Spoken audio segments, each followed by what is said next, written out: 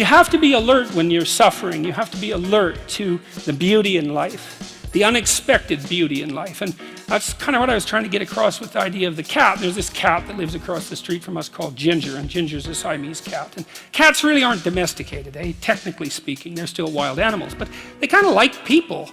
God only knows why, but they do, you know. And so Ginger will come wandering over, and our dog looks at her, but they're friends, and she rolls over on his back, and Seiko used to, you know, nose her a bit, and then she'd kind of mosey over and let you pet her if she was feeling like it that day. And you know, you have to look for those that little bit of sparkling crystal in the darkness when things are bad. You have to look and see where things are still beautiful and where there's still something that's sustaining. And you know, you narrow your time frame and you be grateful for what you have, and that can get you through some very dark times, and maybe even successfully if you're lucky. But even if unsuccessfully, then maybe it's only tragic and not absolute hell.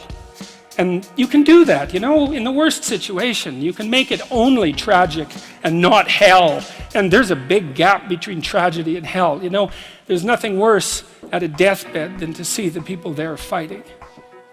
The death is bad enough, but you can take that, as terrible as it is, and make it into something that's absolutely unbearable. And maybe I think, and this is sort of what I closed the book with, is this idea is that if we didn't all attempt to make terrible things even worse than they are, then maybe we could tolerate the terrible things that we have to put up with in order to exist. And maybe we could make the world into a better place, you know. And it's what we should be doing and what we could be doing, because we don't have anything better to do.